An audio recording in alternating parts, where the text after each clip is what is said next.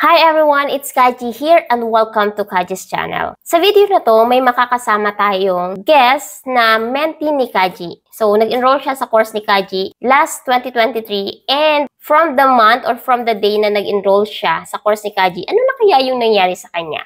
So, kung interested din kayong malaman ang storya niya, please keep on watching. Until the end, do not skip para wala kang ma-miss na tips and tricks. I-share ko throughout the video. So without further ado, let's get started!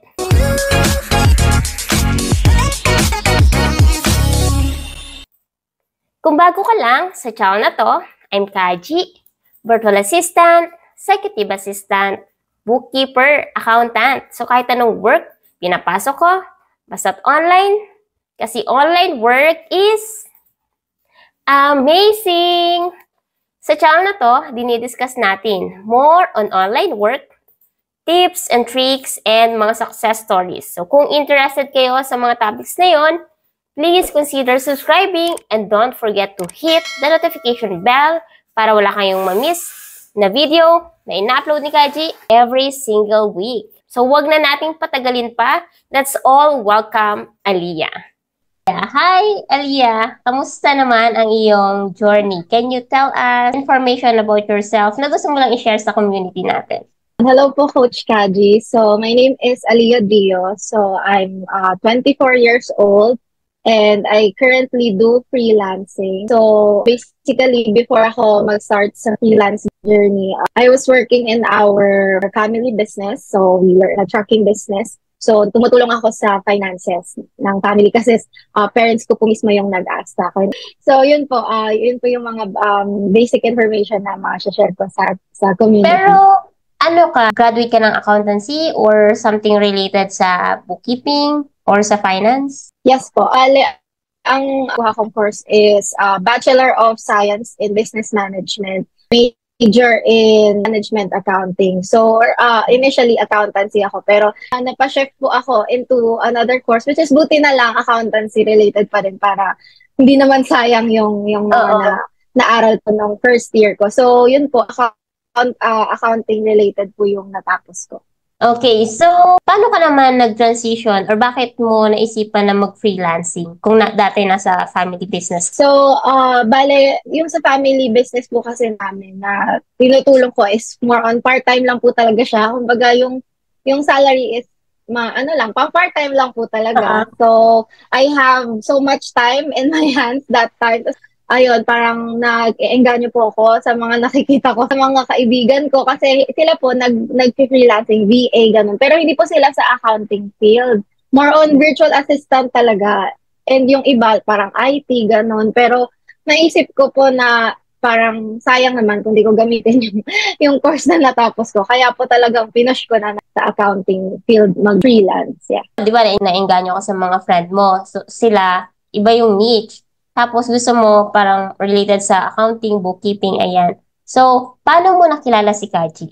Ayan po, kasi that time po, last year, 2023, mga February po banda, sa start na po akong mag-research about freelancing and also parang kung paano gumagana yung bookkeeping tsaka accounting sa freelance world. So, nag-search po talaga ako sa YouTube, freelancing. Tapos kayo po talaga yung unang lumabas. Kaya, ayun po, I feel so honored to be here kasi nanonood lang ako dati ng mga success stories. Sabi ko, wow, sana all, ang laki naman ng mga sahod nila. So, yun, talagang minanifest ko lang po. Tapos, halos lahat po ng videos niya napanood ko na hanggang sa parang naisip ko, parang gusto ko mag-enroll sa course kasi parang may medyo pabitin effect yung sa mga video. Parang feeling ko may kailangan pa akong malaman na wala dun sa free video. So, for sure, kung matatanggap tayo or kung magkaka-client tayo, sobra-sobra pa yung balik. So, hindi ko po siya inisip na parang, ano ba to, sayang naman yung ibabayad. Sana ano na lang. Pero naisip ko po na worth it. Sobrang worth it. Lalo na ngayon, Coach. Thank you. Grabe. Na-excite ako dyan. Na-excite ako dyan sa story mo yan. Pero, enroll ka 2023. Bago ka makakuha ng client mo, gaano katagal bago ka nakakuha? And ano yung mga rejection or mga obstacle na na-experience mo habang naghahanap ka ng client mo? Actually po kasi, hindi ko na po maalala kung anong anong month ako nag-enroll. Pero parang mga April or May, hindi ko po sure. Pero matagal din bago ako totally nakaland ng client. Kasi parang hindi naman po sa hindi ko sineseryoso, pero parang may fear din. Ang nangyari po kasi Coach, February, nag-start na ako mag-research, pero hindi po ako agad nag-enroll, tsaka hindi din ako agad nag-apply. Kasi parang yung confidence ko, parang hindi pa ganun kasi first time ko sa field. Parang ang intimidating lang ng feeling na yun nga, overseas, di ba pa, mga nasa abroad yung client, tapos at the same time, ang daming, parang saturated. yung parang ganun yung feeling ko na parang ang daming mas magaling pa sa akin. Tapos parang ako, hindi naman ako yung sobrang ma-experience talaga sa accounting and finance. Although, yung first company ko po before ako mag-work sa family business po namin is financial analyst ako sa isang company in McKinley Hill. So, hindi po siya totally bookkeeping. Parang more on ga-analyze ka ng financial statements ng ibang companies. Tapos, encode mo, ganun. So, kumbaga, hindi ko ma-feel sa sarili ko na kaya ko makipagsabayan sa magagaling. Pero, by watching the videos, talagang grabe yung empowerment, yung parang feeling ko ang galing ko na kasi ang dami ko na napanood na video. Tapos parang grabe yung inspiration na nabibigay sa akin pag nakikita ko na yung mga hindi accounting grad is nakakaland ng client. Tapos sabi ko, nagawa nga nila, ba't hindi ko kaya? Parang gano'n, ako accounting grad ako. So parang naboost talaga yung confidence ko, lalo sa mga videos mo, Coach. Kasi ang inspiring talaga sobra. So, basically, ilang buwan po kung parang, inspirational lang gano'n. Pero yung application, August po banda ako nag-apply. Pero yung pag-enroll ko po sa course, kalimutan ko na po. Pero mahaba din po yung time na, yung preparation time for before ako mag-apply. Talagang hinasa ko po muna yung knowledge ko, yung confidence ko, lalo na po sa QuickBooks kasi yung sa QuickBooks po is hindi talaga ako maalam sa QuickBooks. Nung college po kasi ako, ang inaral namin is SAP. SAP, So, yes. So, parang yung QuickBooks, parang nang narinig ko, parang ano yun, tapos meron pang zero. So, pag-iisipan mo pa, ano bang client gusto mo? Pag zero, Australian, kapag QuickBooks, mga taga-US. So, Yes. inano ko pa, anong time zone ba yung gusto ko? Gusto ko ba ng maaga? Kasi sa Australia po, di ba, 2 hours earlier. So, sabi ko parang hindi ko kaya gumising ng maaga. So, ang pinili ko ba talaga is QuickBooks for US clients. Kaya ngayon, andito na po tayo. Ayan, mga decision po natin before, di ba? So, grabe, Coach, kasi talagang ang laking tulong ng mga motivational videos tsaka yung background mo, sa freelancing na in-instill mo po sa mga viewers mo sa YouTube kasi nagbibigay ka po ng tips about resume. Yun po talaga yung nagpaano sa akin. Yung parang sabi ko, kapag talaga in-apply ko to lahat, ewan ko na lang kung di pa ako matanggap. Pag-apply po ako August and then September, parang less than 2 months lang, parang yun po, nakaland tayo ng client. So, Yes. thank you po, Coach. So, speaking of clients, ilan na ba clients mo? Actually, Coach, although isang client lang po siya, marami po siyang sub-company. So, basically, parang mga nasa 10 na. So, parang 10 na rin yung client ko. Pero nung nakita ko po yung sahod, talagang sabi ko, grabe. So, grabe yung in-invest ko na magkano lang yung sa paid course mo, Coach. Tapos, ganito na yung sinasahod ko monthly. So, sobrang thankful po talaga ako sa lahat ng free videos, pati sa lahat ng paid course, pati po sa assistance, sa guidance. Kasi, di ba po pag nagtatanong ako sa Slack, talagang nagre-respond po kayo. Although kasi night shift ako, kaya kinabukasan na yung response. Pero talagang, dahil po talaga sa inyo is, nakuha ko tong client na to. Kaya, thank you po. Thank you, Aliyah. So, speaking of income, magkano lang, idea lang? Actually po, for starting po kasi, malaki na po talaga siya sa akin. So, nasa around 50. Tapos po, ako sa starting nito. kaya nga po para sa akin, sa pagkalalo na po, kaka 3 months ko lang last December, so magpo 4 months pa lang ako. Pero, ayun, hopefully, talagang mas lumaki pa, mas tumaas pa yung salary. Kasi yun naman po yung reason ba't po tayo nagsa-start dito sa freelancing, diba? Kasi yun talaga yung selling factor na malaki yung sahod and also work from home. So, pinyo po from February to August, parang naka-part-time lang ako sa family business namin, tapos ang liit lang talaga ng sa pinipilit na nila ako na apply ka na lang dyan sa mga on-site. Yun, marami namang naghanap ng accountant. Tapos sabi ko, ayoko talaga ng on-site. Ilaban ko po talaga kahit ang dami ng bumubulong. Kasi yung sa ano ko pa po yung sa laptop. So, initially po, yung father ko yung nag-finance. So, ngayon ako na yung nag-ano sa laptop ko. Pero parang sinabi na, yung sayang yung laptop kasi wala ka pa namang work. Pero nung nakalanda ko ng client, biglang boom. From akala nila, tas biglang ganun nakalaki agad. So, yung skip bigla na from sobrang liit, tas biglang sobrang laki na nung sahod. Tas palaki pa ng palaki. Ayan. Pero yun lang po, siguro yung pinaka-struggle ko lang is gusto ko din sana magdagdag ng client. Pero nasa point na po na hindi na talaga kaya. Oo. Hindi na kaya magdagdag. Parang hindi na kaya ng energy. So, yun, thankful pa rin naman talaga ako. And syempre, iba-iba naman tayo ng success stories. Yung iba, meant talaga to have multiple clients kasi kaya ng workload nila tsaka kaya ng energy nila. Pero yung energy ko po is nakafocus na talaga dito sa client na to. Tsaka imagine po, 10 companies naman yung under. So parang may 10 din ako. So yun po. Pag-pray po natin ang more blessings sa atin at sa lahat po ng mentees nyo, coach. And sa inyo rin po. Dahil sobrang bilib po ako sa inyo na ang dami nyo pong clients, ang dami nyo minimentoran. Tapos like, ang dami nyo pong ginagawa pero still, ang fresh pa din. Yes. Ang fresh pa din. Ayan. So, yun, coach. Talagang, sorry, ang daldal ko po. Okay lang, maganda nga yan. Kasi kanina na nabanggit mo na parang pakiramdam mo hindi ka pa ready mag-apply. Yung parang ganun, parang yung confidence mo hindi pa ganun kataas. No? Apo. So, when is the right time for you, sa tingin mo, to apply? Siguro po para sa akin, pag feel mo yung skills mo is you are knowledgeable enough na, tsaka confident enough na parang ibenta yung sarili mo. Kasi when you talk to a client or during interview po, talagang confident lang po talaga yung labanan. Kasi sa totoo lang po kung ilalaban po yung resume ko sa resume ng mga talagang skilled na. Yung iba po, di ba, 5 to 10 years na sa industry. Tapos ako, less than 5 years pa lang. So, tapos hindi pa ako ganun kagaling. Pero feeling ko, ang nagdala po talaga is confidence. Nung ilang months ko din pong binild eh. So, the right time talaga po to apply is first, mag-research ka muna, tapos talaga upskill. Tapos pag feeling mo, kaya mo na, huwag ka nang matakot na mag-take ng leap of faith. Kasi pinatagal mo pa, sayang eh. Sayang yung mga potential clients. And huwag mo isipin nga na saturated. Kasi nasa utak mo lang yon. Kasi gulat na gulat po ako, lalo na nung may nag-reply. Kasi alam po yung na-applyan ko, tapos parang yung 4, may pa-exam pa. So, hindi ko alam kung pumasa ako sa exam. Pero at least yung sa isa na nag-reply, in-interview po ako, tapos yun po, nakapasok. So, yun po, galing lang nung nangyari sa freelancing journey ko kasi medyo matagal siya, hindi siya yung agad-agad kasi Feb din ako nag-start mag-research and all.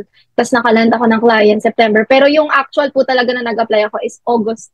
So, it only took me parang 1 to 2 months para po makaano. So, feeling ko po kaya ganun kaikli yung span ng time na before ako makaland ng client is dahil ilang buwan ko din talagang hinanda yung sarili ko. So, mga nanonood na parang hanggang ngayon, natatakot pa din mag-apply or nag-a-apply pero parang not confident enough. Kung feeling mo di ka pa ready, mag-upskill ka pa ng mag-upskill. Wag ka masayangan sa mga bayad sa course kasi magkano yung balik. Think of it as an investment na lang.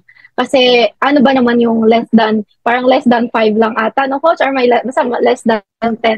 Pero yung income naman is sobra-sobra pa kasi I believe there are lots of freelancers earning 6 digits. So, sana tayo na ang next. Yes. Tayo na ang next. I-claim mo na yan para happy lahat. Yes, coach. Kaya ang happy talaga last year. Sobrang happy kahit 3 months pa lang po ako sa work. Talagang sobrang saya ng Pasko. Yes. Naniniwala ako dyan na masaya ang Pasko mo last year. So, kanina, di ba, nabanggit mo na kailangan i-ready mo yung sarili mo bago ka mag-apply. So, kailan mo ba masasabi na ready ka na? Na feeling ko pwede na. Yung parang kaya ko na. Kailan siya? Paano mo siya malalaman? Kasi karamihan yun sa iba. Haji, nag-course na ako eh. Parang nagawa ko na lahat ng resume. Pero, alam mo yun, yung parang na-type na nila yung proposal nila. Kulang na lang pindutin yung enter or yung send. Yun na lang yung kulang sa kanila eh. So, tingin mo, ano yung magpapayo mo sa mga aspiring freelancer na nasa ganung situation? So, siguro sa akin, coach, kasi for sure yung mga nag-hesitate na ganun, skill-wise, marami po kasi akong kilala. I have a friend ngayon na pinupush ko din. So, skill-wise, may experience talaga siya, tapos talagang masasabi ko na kaya niya din itong ginagawa ko or ginagawa natin.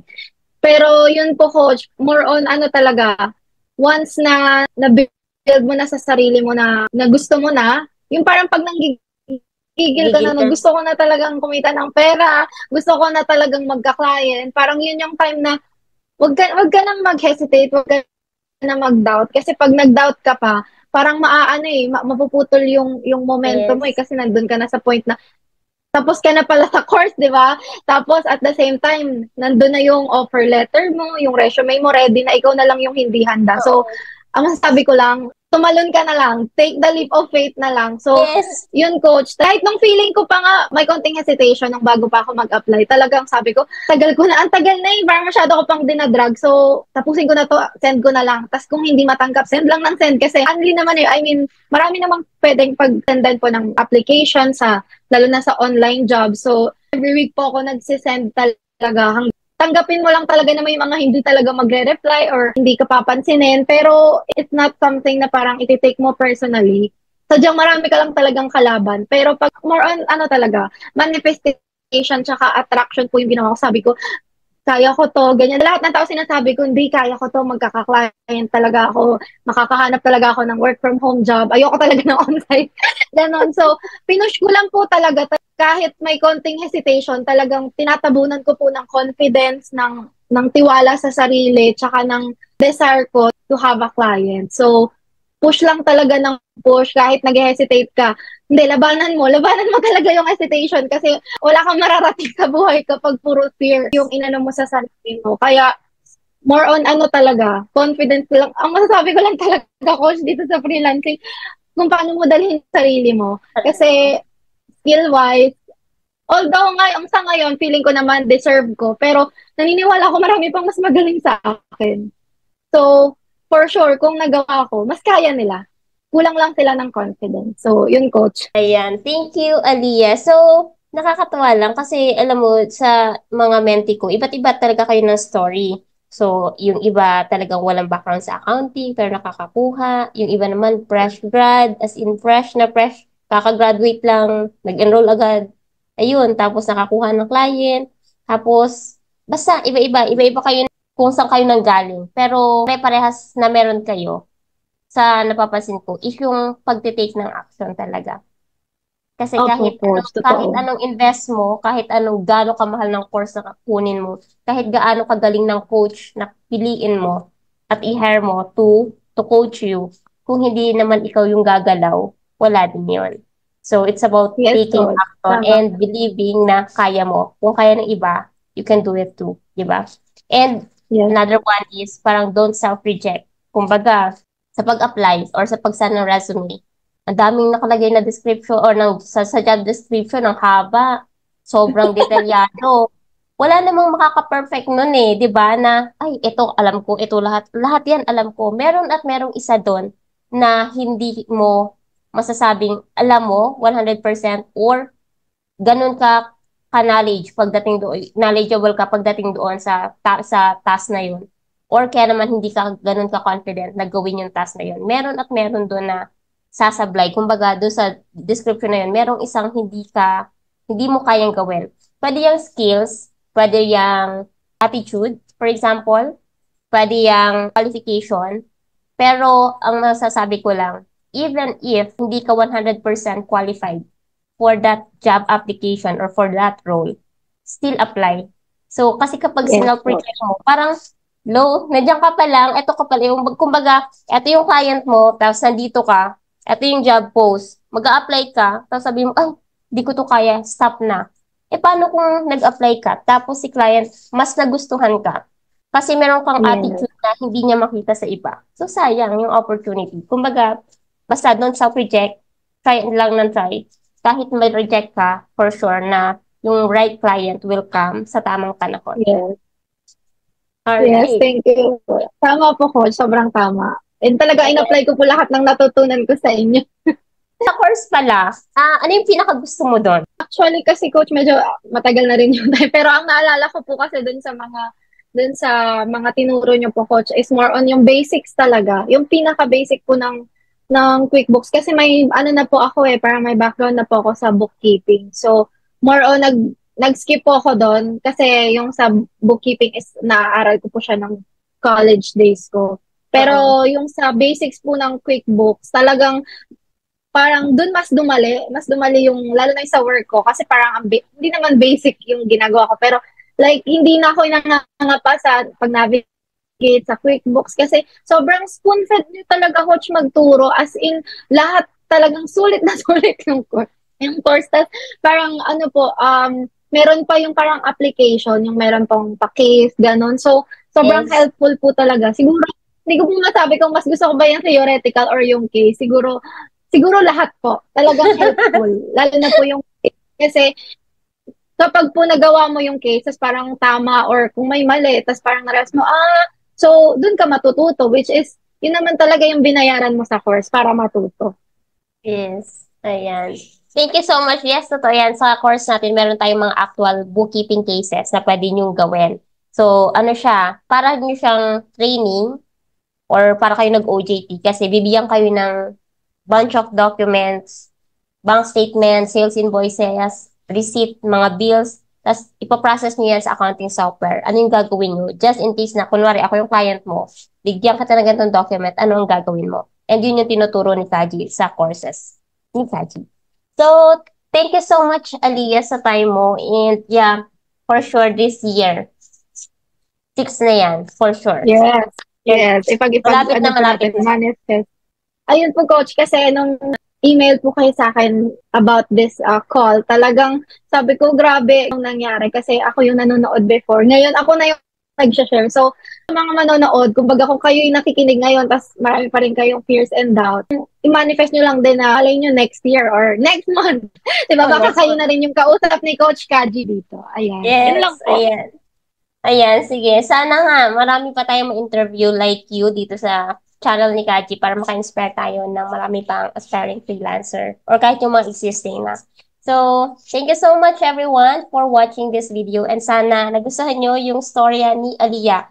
Kung nakaka-relate kayo sa story niya, let me know sa comment section and magko-comment din si Kaji dyan and I'll see you sa next video ko.